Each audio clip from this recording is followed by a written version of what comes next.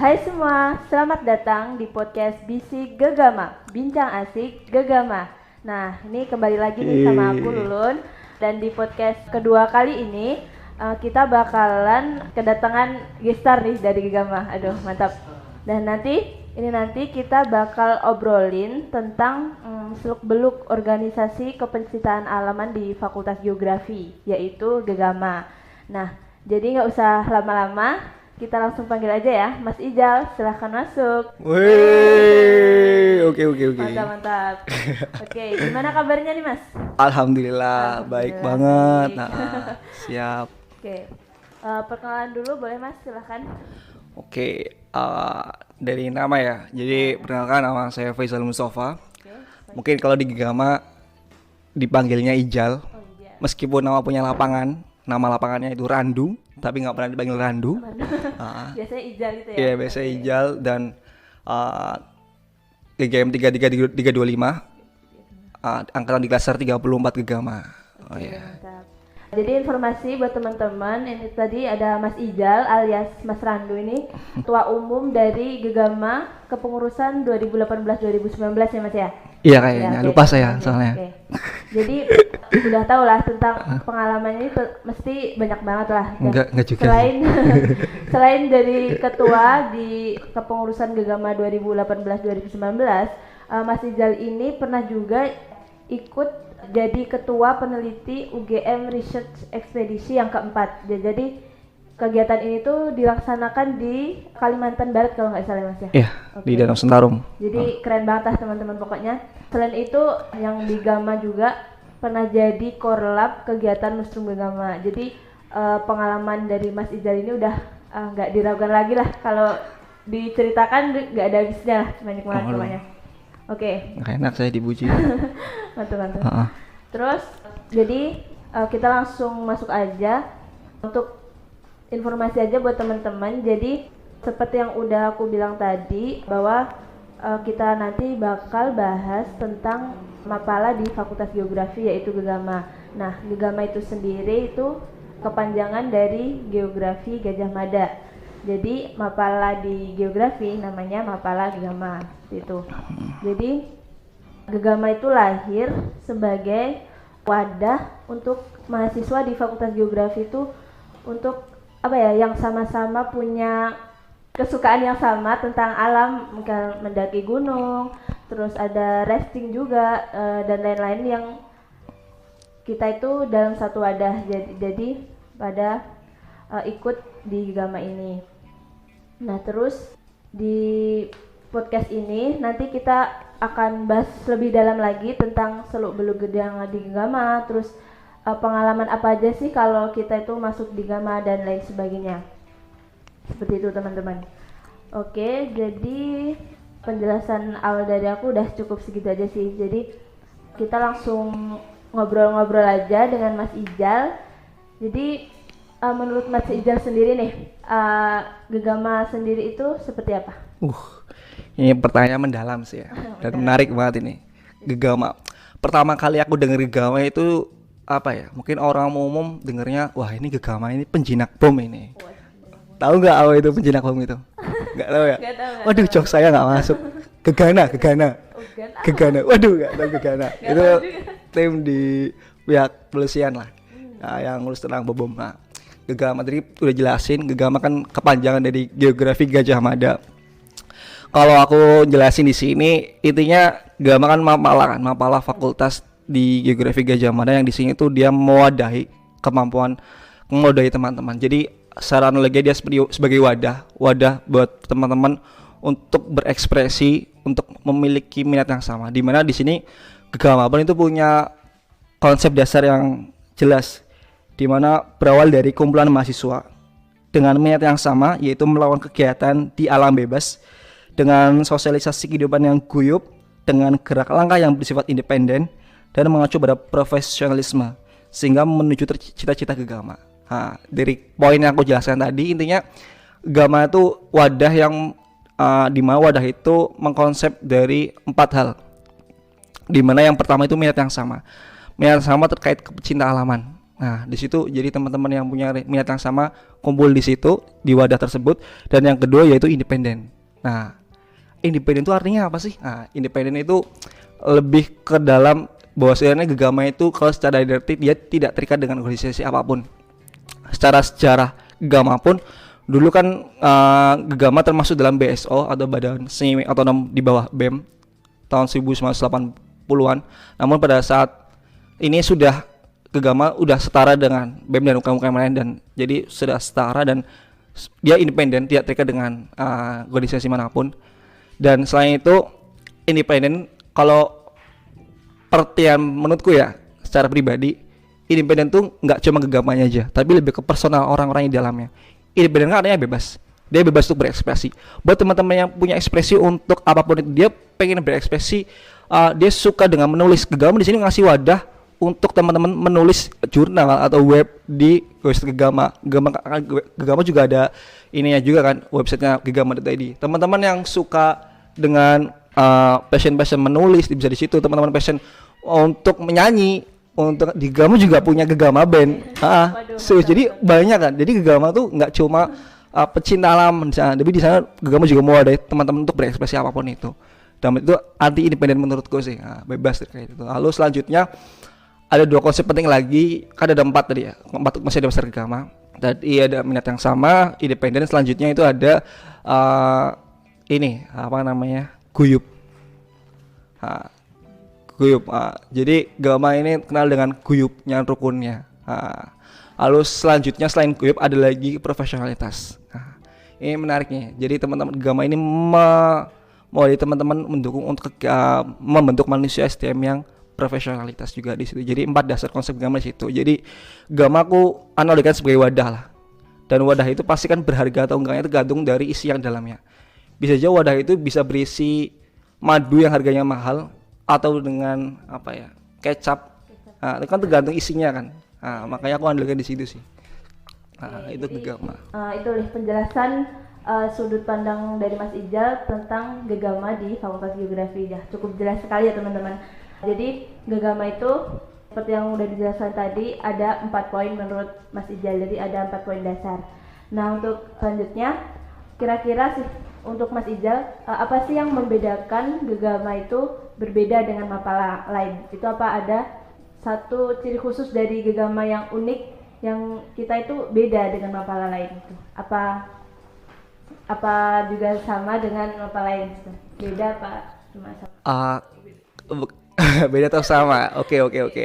Ini sih, kalau beda atau sama mungkin ada bedanya dan ada samanya juga. Sama-sama memiliki minat pencinta halaman yang sama. Itu pasti semua Mapala kan memiliki rasa minat pencinta halaman yang sama. Namun yang membedakan di sini mungkin karena Gegama ini lingkupnya Mapala fakultas. Di sini menariknya dia memiliki sudut pandang ilmu yang berbeda dengan Mapala lain. Di sini Gegama kan dari sudut pandang ilmu geografi, di mana yang membedakan di sini geografi sudah, jadi dia selaras dengan ilmunya. Ketika di lapangan dia memiliki sudut pandang ilmu geografi yang dari kacamata geografi yang menarik.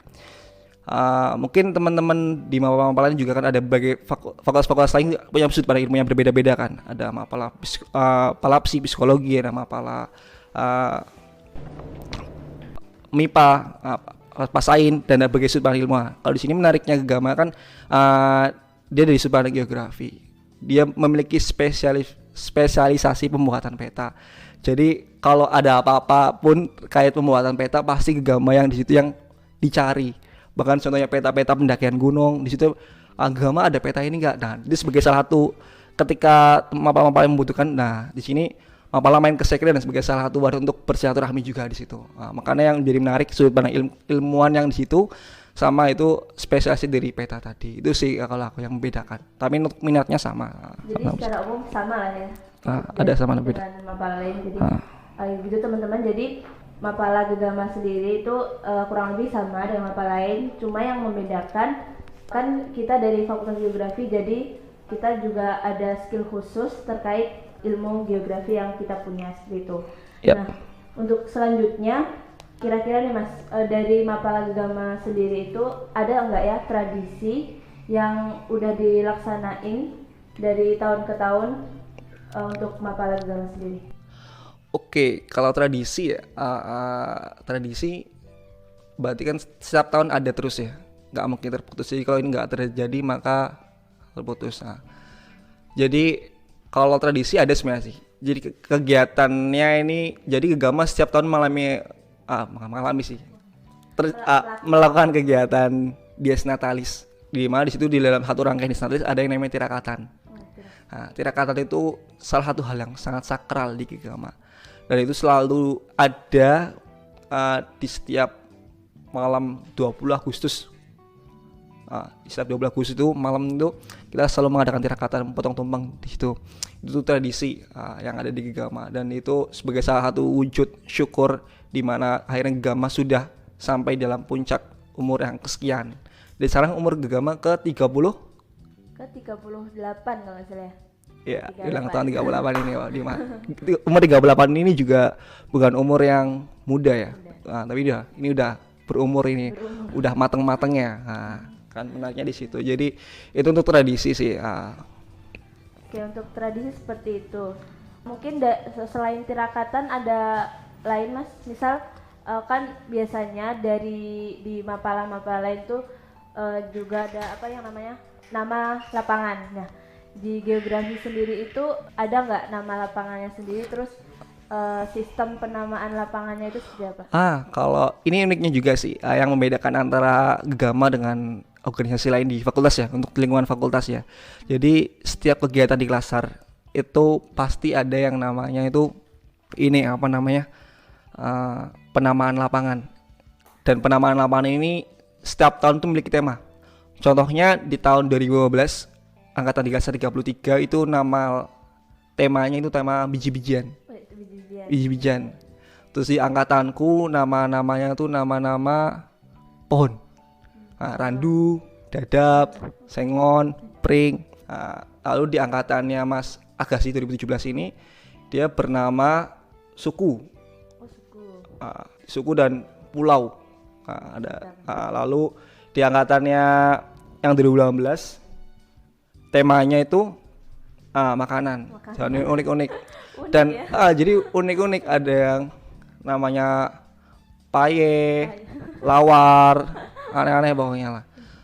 Kalau di tahunmu namanya apa? Kalau di tahun kita perahu kalau nggak salah. Perahu ya, ada sampan, kano dan lain-lain ya. Jadi yang bikin unik tuh gini, karena saking banyaknya teman-teman yang ngundang nama lapangan, jadi di kuliah pun orang yang buat Gegama juga manggil namanya. Paling menarik ini sih, angkatan 15 ada Mas Kuaci. Namanya itu Mas Eka.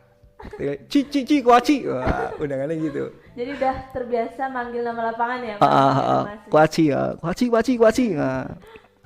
Dan itu menarik sih, nama-nama lapangan tuh selalu ada dan selalu tema yang menjadi menarik di situ. Ada Kuaci dah.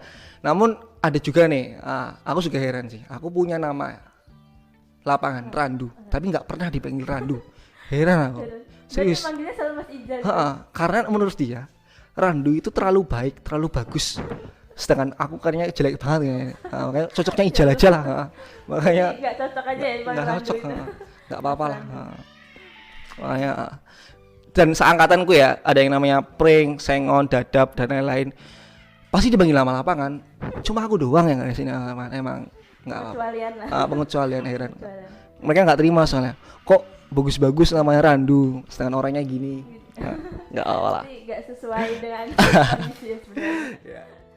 Tapi biasanya juga sering juga dari kita karena keseringan manggil nama lapangannya jadi kadang-kadang sering lupa gitu. Ini nama aslinya siapa gitu. Iya sih. Jadi ini unik banget sih. Bakal lupa nama aslinya. Benar. Nama aslinya malah jadi lupa. Oke. Jadi unik sekali ya teman-teman dari kebiasaan dari Mapala di geografi itu sendiri. Jadi ada nama lapangannya, terus setiap angkatan itu punya tema tersendiri seperti itu. Nah, terus Mas, selama Gegama di Fakultas Geografi ini berdiri, kira-kira itu kegiatan apa aja sih yang telah dilakukan oleh anggota Mapala Gegama ini yang ada kontribusi nyata gitu loh untuk masyarakat umum tuh. Nah, kira-kira ada nggak?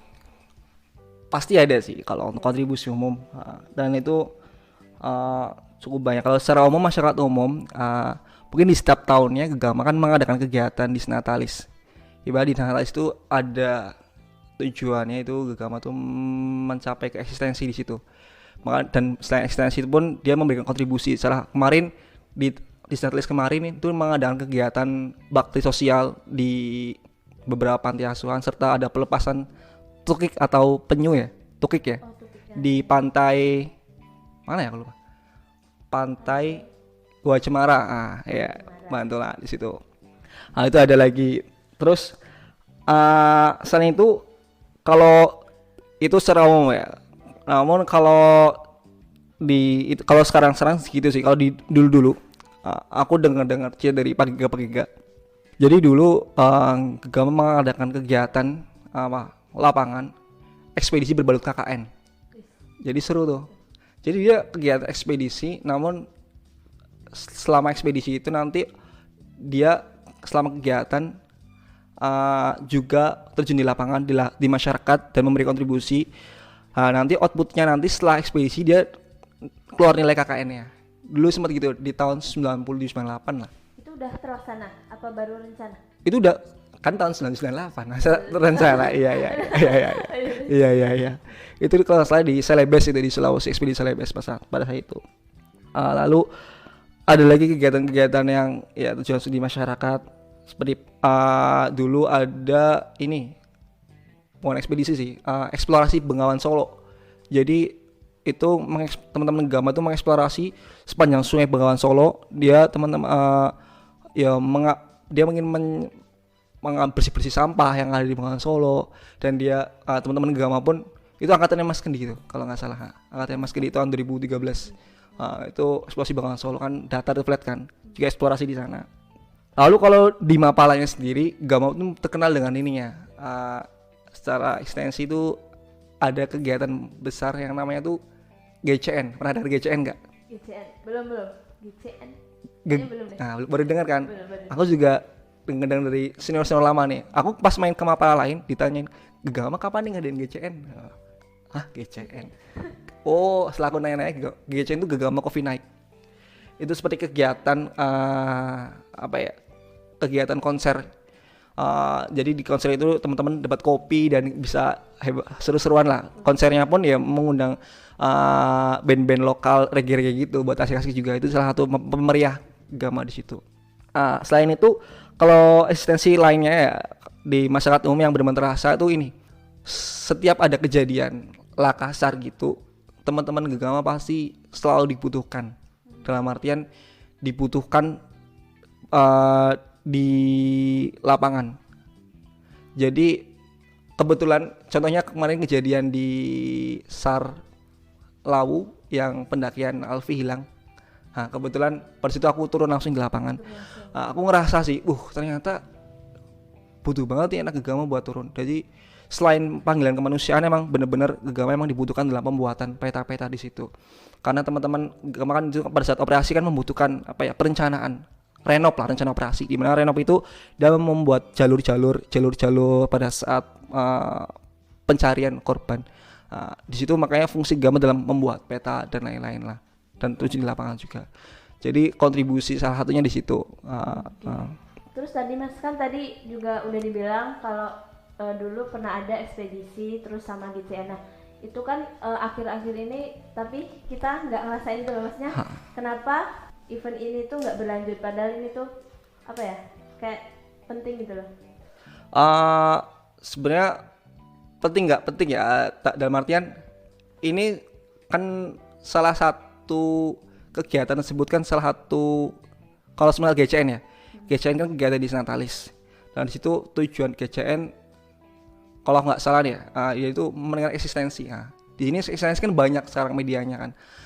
Di sini tinggal teman-teman pengurus dan teman-teman panitia itu juga berhak untuk mengkonsep itu juga lagi berhak. Jadi itu kewenangan teman-teman bila dia mau mengadakan itu atau enggak. Jadi gitu. Jadi tergantung kondisi sekarang juga, apakah itu pun sudah relevan di zamannya untuk mengadakan itu lagi. Kalau nggak masalah diadakan juga nggak masalah, asal tujuan dan target itu tercapai. Nah gitu sih. Jadi sesuai dari kesepakatan dari kepengurusannya masing-masing. Jadi dan zamannya juga sih, kalau itu emang dibutuhkan nggak masalah ada-adakan lagi, namun dengan pertimbangan yang matang juga. Oke. Oh ya Mas, terus selama di Gama nih, kan Mas juga banyak pengalaman lah, udah jadi ketua, terus pernah jadi korlap lustrum dan sebagainya. Nah itu kira-kira pengalaman apa aja sih yang udah Mas Ijal dapetin? Terus kira-kira pengalaman itu udah sesuai sama ekspektasi Mas sebelum masuk Gegama? Kan biasanya kalau mau masuk Gegama atau mau masuk apapun itu kan aku pengen masuk ini nih, jadi pengalaman ini harus gue dapet. Jadi di Gegama ini kira-kira pengalaman yang ingin Mas dapetin di Gegama pas waktu daftar tuh udah didapetin semua apa belum? Apa malah melebihi? Aku gini sih, aku boleh cerita dulu ya sebelum jawab itu. Aku dulu masuk Gegama tuh nggak sengaja sama sekali, sumpah. Nggak punya minat apapun yang sama, jadi beda sama konsep Gegama. Aku disuruh ikut sama temanku, namanya Rahmat itu, Gelam sama Pinang gitu. Dia sama hal prodi kan, dia ngajak aku masuk Gegama. Apa sih ya? Dulu aku sempet takut-takutin juga sama kating-katingku yang bukan Gegama. Ditakut-takutin, wah jangan masuk Gegama nanti ini dia makan ulet. Wah aku takut coy, makan ulet, aku ngene. Waduh, aku awalnya nggak berani kan, wah aku jalanin. Nah tapi gara-gara ajakan temen tadi, aku penasaran sih Gegama apa sih. Aku jadi sebenarnya pengen ikutan aja lah, nggak aja. Selama berdinamika dan ternyata ekspektasi dan realita itu sangat berbanding terbalik. Apa yang aku harapkan itu melebihi dengan apa yang aku dapatkan. Dan sangat melebihi, sumpah pengalaman. Jadi kalau kamu nanya tadi apa yang kamu dapatkan, aduh ini sampai 24 SKS ini kuliah nggak selesai nih. Aku jelasin ini, aku dapetin ini. Serius, benar banyak banget sih. Tapi yang dari seluruh yang utama, pasti yang aku dapetin di Gama tuh nggak cuma pengalaman dan lain-lain, tapi yang paling utama itu keluarga. Waduh. Keluarga itu salah satu harta yang paling berharga. Waduh, itu sih, itu yang paling utama. Lagunya siapa aja? Aduh, keluarga Cemara ya. Apa? Nggak bisa. Oke, gitu. Terus itu keluarga. Paling utama di situ. Namun di situ selain apa ya? Dengan aku bilang ekspektasiku kan banyak banget. Jadi dulu aku pengennya ya itu, cuma pengen. Aku tuh jadi simple sih, cuma pengen habis dari kuliah, terus saya penat dengan kuliah, terus ingin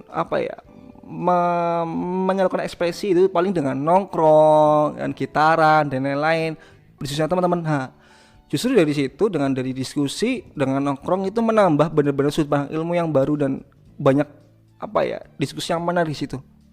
Bahkan dari mapalah-mapalah yang datang, di mana dari mapalah lain datang, kita diskusi banyak hal. Di mana mapalah lain kan dari berbagai jurusan kan. Di situ kita belajar dari ilmu-ilmu lain, dan di situ kita diskusi dan mendapat banyak ya ilmu secara informal lah. Kalau aku bicara kan gini sih, justru kuliahku tuh di Gegama, UKM ku di kuliah. Waduh, kebalik ya? Iya, justru aku dapat gitu sih.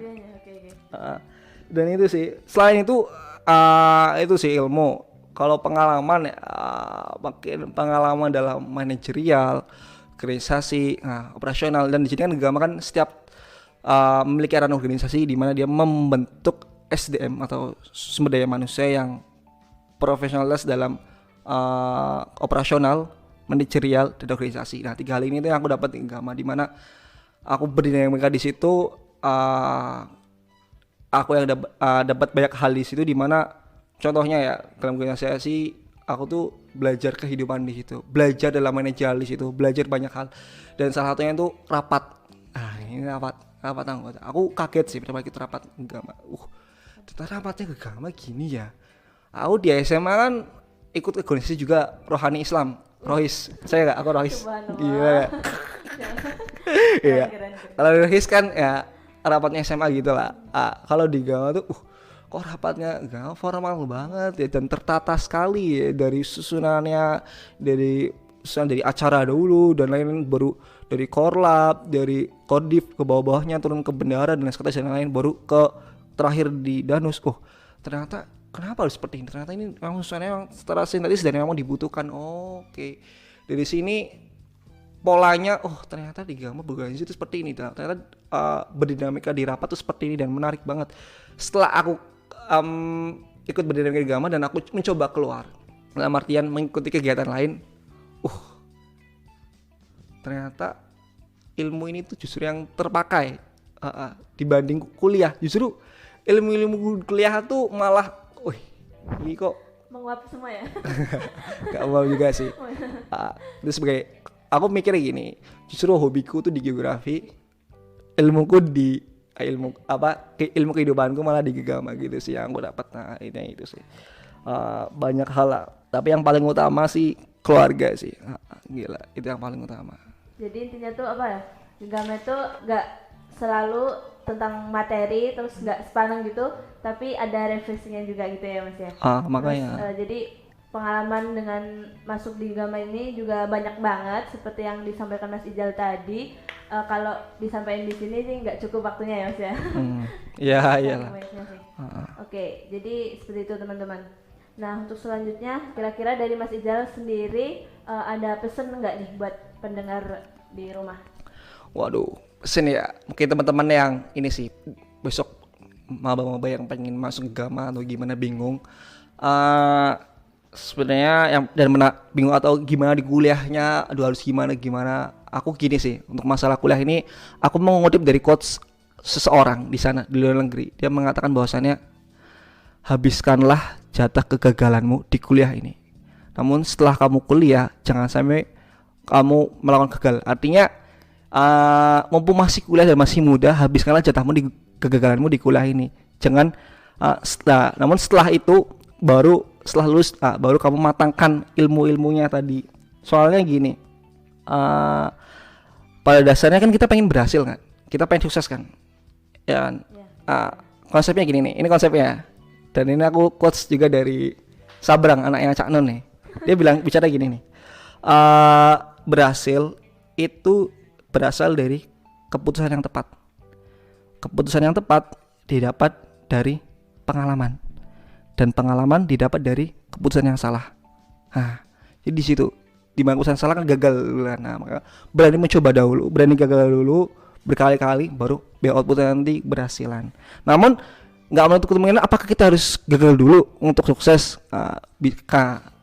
Kita bisa sukses dengan memotong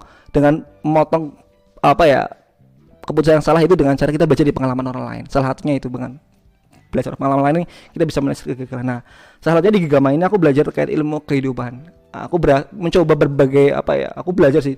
Dulu yang awalnya aku nggak berani nggak berani ngomong ya, masih aku dan lain-lain ya, jadi lebih berani, lebih berekspresi lah dan lain-lain. Jadi ya itu sih, banyak hal sih yang aku dapat di Gegama. Namun apa yang aku dapat di Gegama itu nggak akan cukup dengan kontribusi yang aku berikan ke Gegama. Dan salah satu dari podcast ini aku harapannya ya aku bisa ngasih ya itulah berbagi apa yang dapat di Gegama, salah satunya dari podcast ini. Paling itu aja sih pesan, mungkin semangat lah berproses, semangat berdinamika di Gegama. Itunya itu. Sekali nih pesan dari Mas Ijal buat teman-teman. Jadi udah gak kerasa udah lama banget ya kita ngobrol ya. Udah berapa menit nih? 30 menit. Sumpah 30 menit. 30 menit. Waduh. Kayak podcastnya Om Deddy ini ya. Open the door, close the door gitu ya. Oke. Jadi kesimpulannya teman-teman, hasil obrolan kita pada podcast kali ini itu yang pertama, jadi Mapala Gegama itu sendiri tuh kurang lebih sama kayak Mapala lain. Jadi nggak ada yang berbeda secara nggak terlalu berbeda jauh dengan Mapala lain. Jadi di Gegama itu kayak ada tradisi, terus seperti tirakatan, terus penamaan lapangannya itu juga ada temanya tersendiri seperti itu. Nah untuk kontribusi sendiri ke masyarakat itu dari yang udah dijelasin tadi, Gegama juga ada Disnatalis, yaitu kita itu melakukan kontribusi ke masyarakat dengan kegiatan bakti sosial dan lain sebagainya. Nah terus kemudian di Gegama ini juga banyak sekali pengalaman-pengalaman yang didapat. Jadi untuk teman-teman yang mahasiswa baru, mungkin kalau ingin daftar Gegama nggak usah takut, karena di sini akan banyak sekali pengalaman yang didapat. Terus kita tuh juga nggak terlalu sepanjang gitu loh, nggak hanya materi-materi, rapat, diskusi. Jadi tapi kita juga sering refreshing bareng, terus nyari-nyari bareng dan sebagainya. Udah itu aja sih sebenarnya podcast kedua kali ini tentang mengenal lebih dekat dengan Gegama. Sampai jumpa di podcast selanjutnya. Mohon maaf apabila masih ada kekurangan. Bye bye. Assalamualaikum. Waalaikumsalam.